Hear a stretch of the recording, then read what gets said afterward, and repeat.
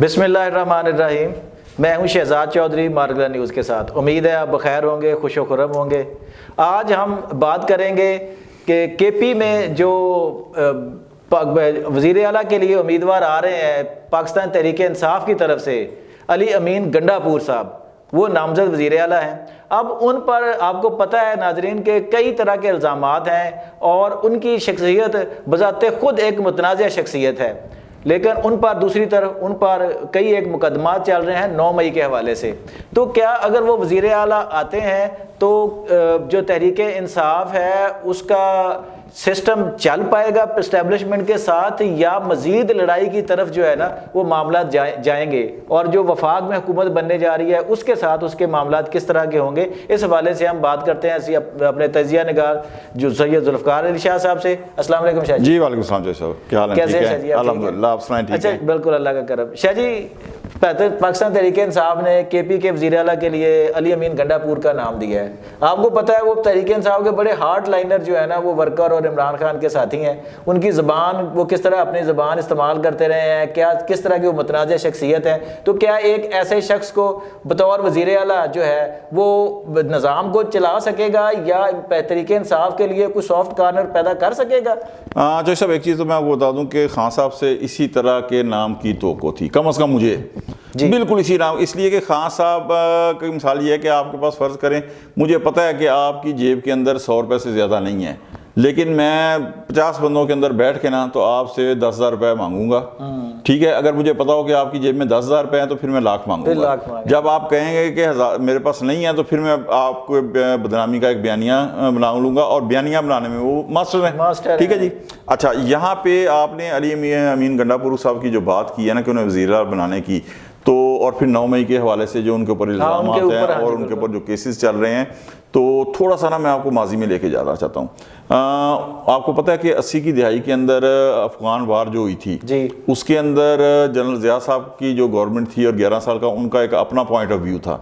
ठीक है, और ANP का एक अपना नुक्ता नज़र था, और वो चूँकि प्रो रशिया थी, सोवियत यूनियन थी। ठीक है, तो 1988 के अंदर जब गवर्नमेंट आई ना पाकिस्तान पीपल्स पार्टी की, जैसे अब थोड़ा सा मैं ये बिल्कुल सुबह ये बैकग्राउंड आपको एक थोड़ा सा बताऊंगा ताकि समझने में आसानी रहे। तो MRD के अंदर ANP पीपल्स पार्टी की इत्तेहादी थी।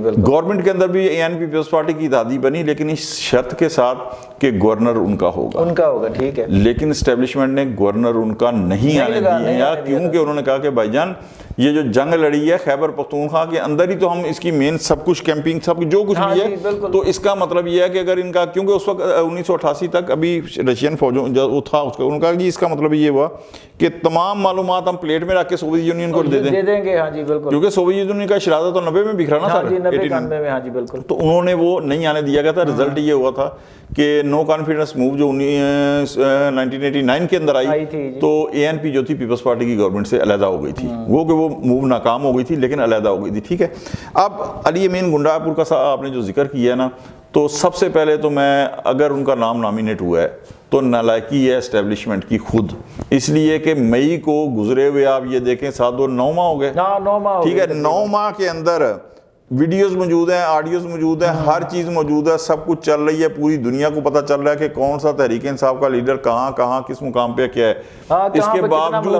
इसके बावजूद ना सिविल कोर्ट से ना मिलिट्री कोर्ट से अभी तक फैसला नहीं हो सका।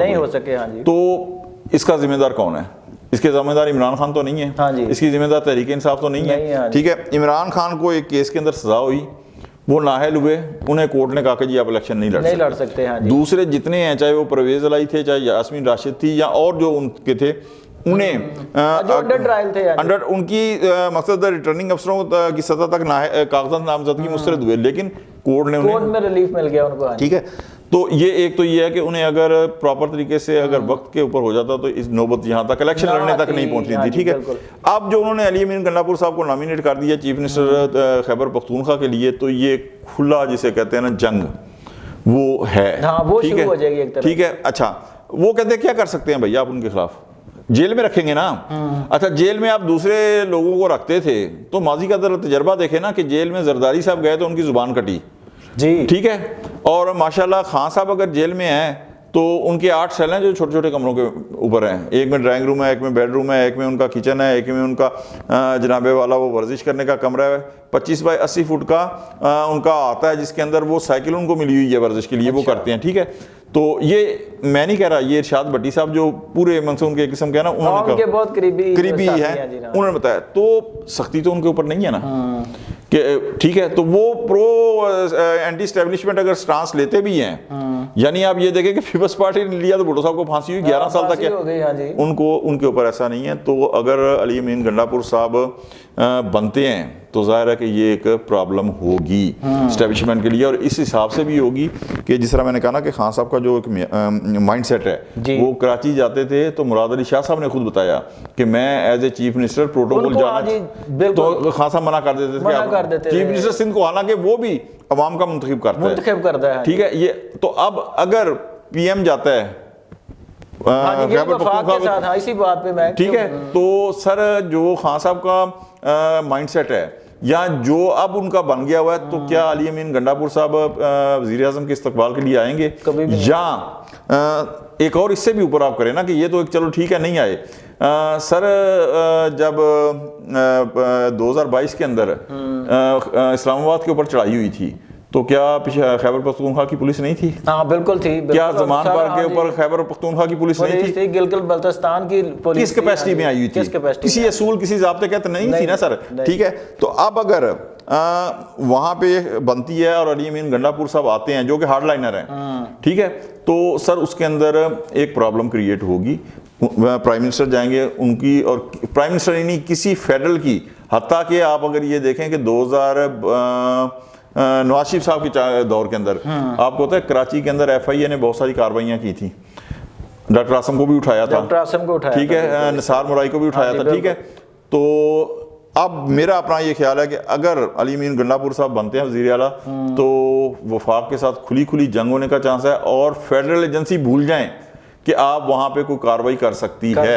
ये यहां तक नौबत आ सकती है जो कि नहीं आनी चाहिए। यानी पीपल्स पार्टी की अपनी गवर्नमेंट सिंध में थी, FIA कार्रवाई करती थी, उन्होंने नहीं रोका, कोई जंग तो नहीं हुई ना, जंग तो नहीं हुई, पुलिस उनके पास थी बिल्कुल। हाँ जी, अत्ता के आप ये देखें कि PC के अंदर आधी रात को कोई फौजी कार्रवाई नहीं थी या कोई फेडरल की नहीं थी, मरियम नवाज साहबा को और कैप्टन सफदर को उठाया गया। हाँ जी, उन्होंने जमानत करवा ली दूसरे दिन, लेकिन उन्होंने उसके दौरान 2 सरकारी एजेंसियों की जंग नहीं होने दी। हाँ जी, क्योंकि ये रियासत के अलामात हैं सर जी दोनों। तो अगर अली अमीन गंडापुर बनते हैं चीफ मिनिस्टर खैबर पख्तूनख्वा, क्योंकि रुकावट उनकी कोई नजर नहीं आ रही, बाज़ाहिर हाँ नजर नहीं आ रही। हाँ ये हो सकता है कि जिस तरह इमरान खान साहब को उन्होंने जल्दी जल्दी मुकदमे चलाए तो उनको सजा सुना दें, चांस कम है 10-15 दिन में अगर बनते हैं, तो ये फेडरेशन और एक सूबे के दरमियान जो है ना अच्छी खासी खलीज पैदा होने का बायस बनेगा। अच्छा शाह जी, इसका एक और पहलू भी है, ये तो वफाक और सूबे के दरमियान तो आपने बड़ी अच्छी तरह बता दिया।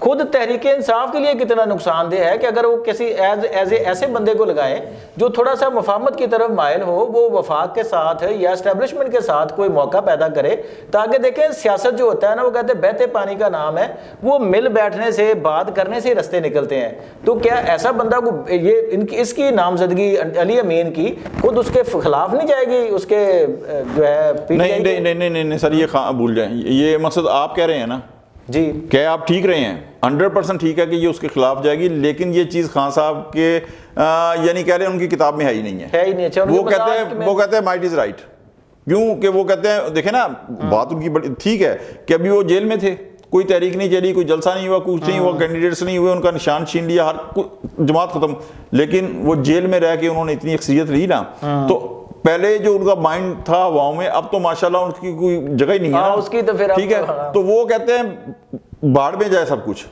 अल्लाह माफ करे मेरे मुंह में खाक। आपको याद है एक दफा उन्होंने पाकिस्तान को भी बारे में भी यही कह दिया था कि अगर हम नहीं है तो पाकिस्तान 3 टुकड़ों में।